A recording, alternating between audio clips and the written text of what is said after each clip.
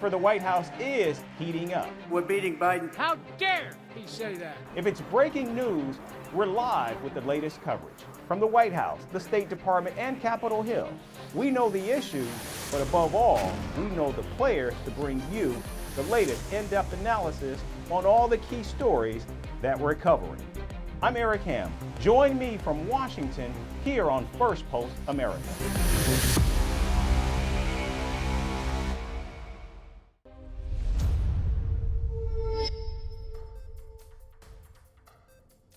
Hello and welcome to Firstpost America. I'm Eric Ham, coming to you live from the nation's capital in Washington, D.C. Over the next few minutes, we'll take you from the United States and around the world, covering all the top stories of the day.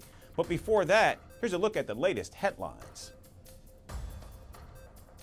A gunman opened fires at the U.S. Embassy in Lebanon. American troops respond by wounding the assailant. Embassy officials say one staff member was hurt during the attack. President Joe Biden begins his state visit to France as the two nations mark 80 years since the D-Day landings of World War II, where Allied forces freed Europe from Nazi occupation. Vice President Kamala Harris to represent the United States at the Ukraine Peace Summit. Switzerland will host the conference on the 15th and 16th of June. British Prime Minister Rishi Sunak debates opposition leader Keir Starmer as the United Kingdom's election heats up. 51% of the viewers say Sunak performed better throughout the heated matchup. And Meghan Markle says she wants to go back to Nigeria. This after the West African nation's first lady slammed the actress for showing nakedness by wearing a sleeveless dress to an Islamic school.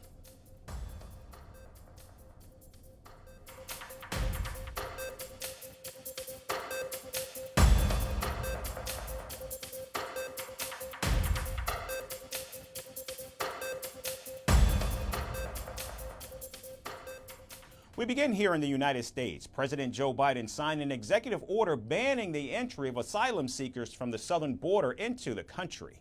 The order went into effect at midnight and denies migrants the chance to claim asylum if they are caught trying to enter the United States illegally. The order is triggered when daily border crossings exceed 2,500. Border Patrol agents reported that the number of attempted crossings surpassed 3,500 just this past Monday.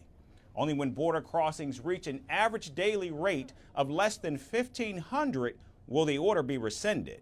Under the previous policy known as Title 42, asylum seekers did not face any legal consequences and were even encouraged repeated attempts to cross the border. Now migrants will be issued deportation orders if they are denied a chance to seek asylum. President Biden says he brought the new measures as illegal entries from Mexico into the United States became, quote unquote, excessive.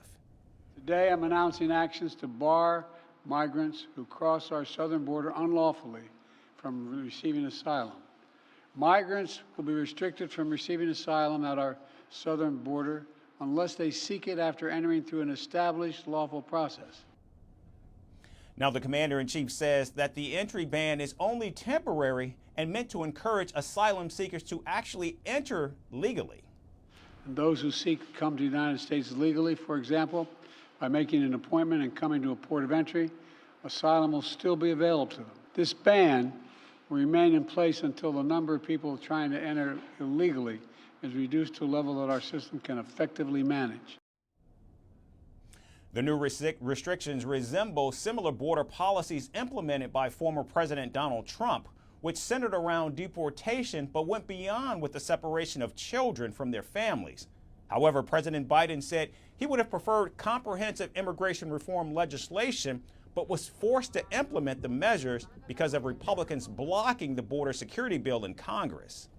I'm moving past Republican obstruction and using the executive authorities available to me as president to do what I can on my own to address the border. Frankly, I would have preferred to address this issue through bipartisan legislation because that's the only way to actually get the kind of system we have now that's broken, fixed, to hire more Border Patrol agents, more asylum officers, more judges. But Republicans have left me no choice because Donald Trump told them to. President Biden's asylum ban has spread discontent among his supporters, who are now accusing him of following Donald Trump's inhumane policies. Well, I think President Biden should retire about 4 years ago. And the asylum issue is, if you need asylum, you should be able to get it. I have some concerns around the constitutionality of President Biden's executive order. People have a legal right to seek asylum in the United States, and there are so many areas that we need reform. Now, even with the new restrictive executive order, dozens of migrants were still seen crossing into the United States from Mexico, despite these new restrictions. Illegal immigration remains one of the top issues for Americans in the run-up to the November 5th presidential election. Now, over the years, the Biden administration has taken a number of steps to toughen the asylum process, but refused to follow Donald Trump's policies of instant detention and the separation of children from migrant families. Now, while it remains to be seen if the new measures can in fact stop large-scale migrant entries, the tough measures do take away one of the Biden administration's glaring political liabilities, soft on the border, just as the Biden campaign re-election efforts kick into high gear. And now on to the war in the Middle East. Israeli airstrikes in Central Gaza killed at least 66 Palestinians within a span of 24 hours. Israel has also increased its ground operations in Central Gaza. Now, this comes just days after President Joe Biden proposed a ceasefire plan that Israel had tentatively accepted.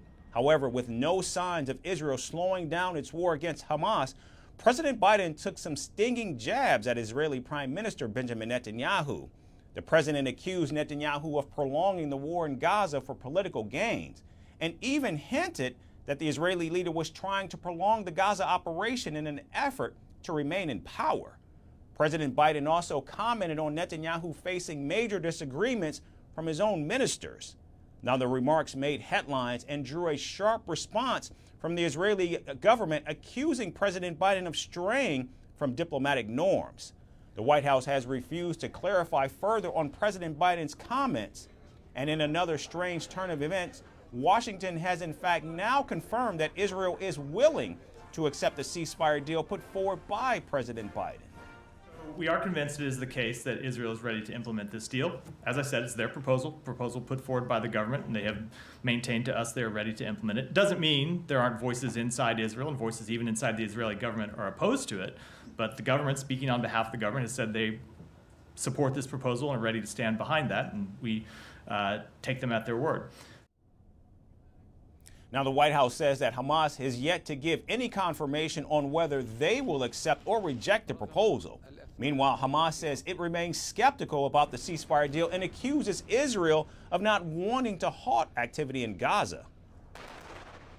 It is clear that this Israeli response does not confirm a permanent ceasefire nor a complete withdrawal of the occupation forces from the Gaza Strip.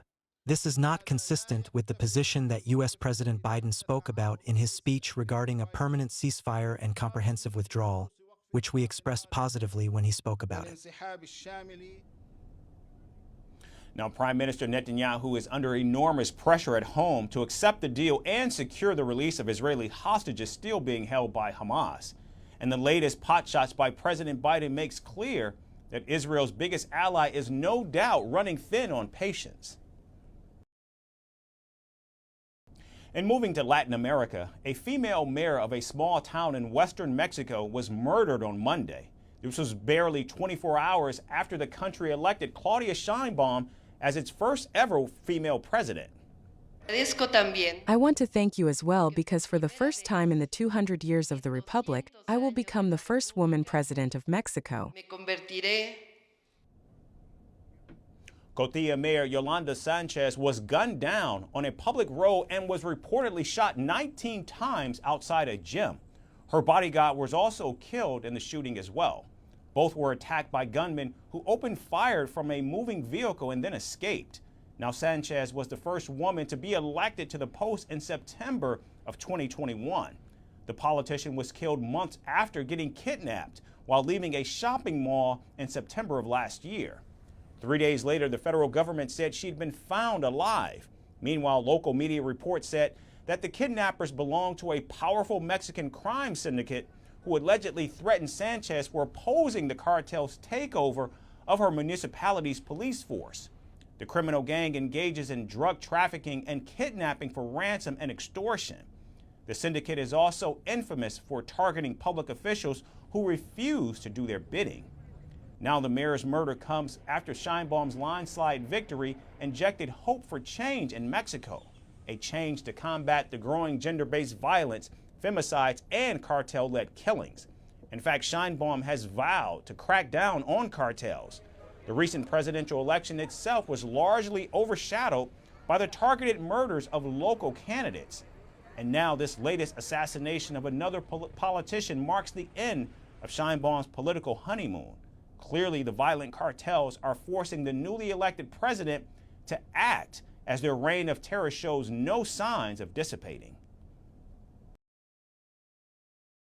And to France, where Russia has reportedly launched an online operation to defame the upcoming Olympic Games in Paris. Moscow's propaganda groups have released a deepfake Netflix documentary featuring Hollywood actor Tom Cruise. The deepfake, titled Olympics Has Fallen, is named after the 2013 action thriller Olympus Has Fallen. The digitally manipulated documentary also has fake reviews by top media outlets and celebrities. Here's our report detailing what exactly the Kremlin is up to. Deepfakes are getting better, and Russian propagandists seem to be making complete use of them. A fake documentary is creating a buzz on the internet that's essentially a disinformation campaign to defame France, President Emmanuel Macron, and this year's Paris Olympics. Now, the most interesting part of the documentary is not that it's fake, but that it features a deep fake of Hollywood superstar Tom Cruise, who is shown criticizing the International Olympic Committee, or the IOC. Reports say the disinformation drive kicked off last year when a Russian propagandist group called Storm 1679 accelerated its operations. This was in retaliation to Russia's athletes being barred from competing in the Paris Olympics under the country's flag over Russia's full-scale invasion of Ukraine. The 4-part deepfake documentary is titled Olympics Has Fallen, a play on the 2013 film Olympus Has Fallen. It was released on Telegram and YouTube, but was later removed from YouTube at the request of the Olympic Committee. The documentary features a fake logo of Netflix and uses an AI-powered voice to impersonate Tom Cruise, who alleges corruption in the Olympic Committee. IOC, who are slowly and painfully destroying the Olympic sports that have existed for thousands of years. At one point, Cruise's deepfake says the Olympic Committee members enjoy many special privileges, such as VIP services during the Games, which are much more than what an actor like him enjoys. The Russian operatives even used fake reviews by top media outlets to prove the documentary's legitimacy. They also mocked up good reviews of the documentary from football star David Beckham, American singer Miley Cyrus, and boxer Mike Tyson. Now, this documentary is not the only thing that was produced to defame the Paris Olympics. Multiple fake news reports have warned of threats of violence during the event. One report falsely said residents in Paris were buying property insurance in case a terror attack affects their homes. Storm 1679 also makes shorter videos that are easier to create. For example, a disparaging video on Ukrainian refugees in the West and responses to news events like protests in the French territory of New Caledonia. Microsoft's Threat Intelligence Unit estimates that the propaganda group produces 3 to 8 fake videos per week in English and French, which are designed to resemble genuine news reports. Now, all of this comes as President Macron has refused to rule out the possibility of sending French troops to Ukraine, which has infuriated the Russian government. In April, Macron said he had no doubt that Moscow was targeting the Paris Olympics with disinformation. However, Russia's embassy in France has called these allegations Russophobic, adding that Moscow had never interfered in the internal affairs of France. Russia's fury towards the International Olympic Committee has been years in the making.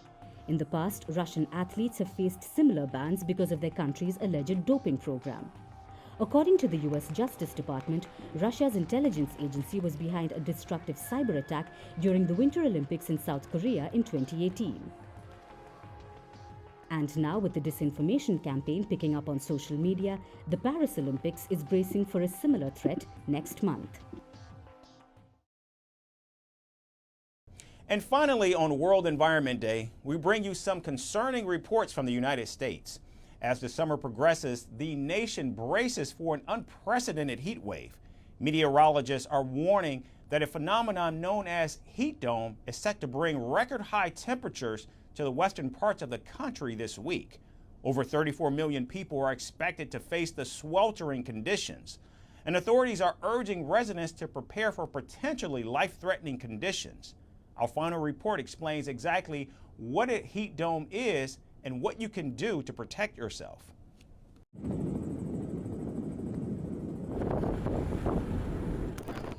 As each year passes, the heat becomes more intolerable.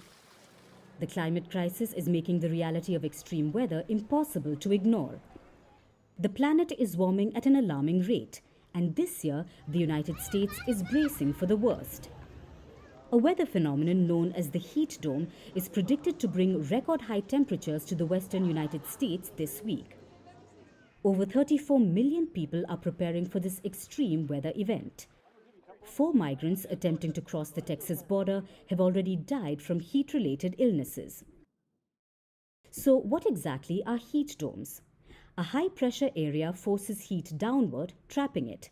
This causes the area to heat up, resulting in prolonged high temperatures. It also prevents other weather systems like rain clouds from cooling the area. And these high temperatures concentrated over a region result in what is called a heat dome. Last year, a similar event killed dozens in southwest United States. Authorities described it as one of the most intense on record. Hundreds were hospitalized for heat-related illnesses. Forecasters say the heat dome would make temperatures reach up to 108 degrees Fahrenheit or 42 degrees Celsius. This extreme weather will impact states like Texas, Arizona, California, Utah, New Mexico, and Nevada. Temperatures in these states have hit over 47 degrees Celsius or 116 degrees Fahrenheit. Yeah, I mean, June is a little bit early for this 100-degree heat that we're expected today to have. Usually that doesn't come till later in June or July. So yeah, it does feel a little bit warmer. These states are under severe heat warnings. This means the heat will be dangerous for everyone. Without taking precautions, there is a significant risk of life-threatening heat-related illnesses. It's a little distressing for me because I am very prone to heat exhaustion due to a history of heat stroke and exhaustion, and also the medications that I take. So knowing that it's going to be hitting triple digits kind of worries me, because if I get too hot, I get headaches, I get nauseous. And if I'm exposed to heat for too long, I'm just going to be sick. I'm just going to be laid flat for a while. I definitely think it's warming up more and more every year. This seems really early to be hitting triple digits. Water. But I don't know. That's all we can do for now is try to stay hydrated and play in the water and stay indoors when it gets too hot. In such extreme heat, heading to water bodies is one of the few options. But authorities have issued warnings about doing that too. California Bay Area residents who are planning to visit local beaches have been warned about a northeast ocean swell that's expected to bring 15 to 20-foot waves to the coast. People are advised to be cautious of sneaker waves that can suddenly pull them into the ocean. High temperatures and air pressure make the sea near the shore unstable. Heat domes were once considered rare, but now they have become common and they have intensified due to climate change. Well, at this point, there have been hundreds, literally hundreds of scientific studies asking the question of how climate change has affected either the likelihood or the magnitude of various heat waves from the past couple of decades around the world. And invariably, the answer has been that climate change has increased the odds and the magnitude of the events that we've seen. Experts say that humans are responsible. The escalating heat and frequency of heat domes demand immediate action. The survival and well-being of millions depends on our response to this crisis.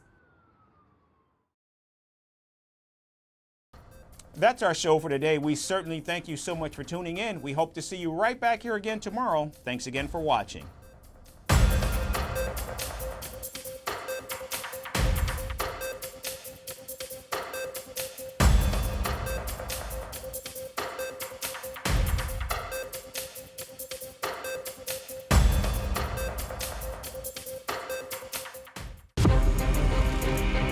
From impeachments to inaugurations, if it's a political story, we are on the scene.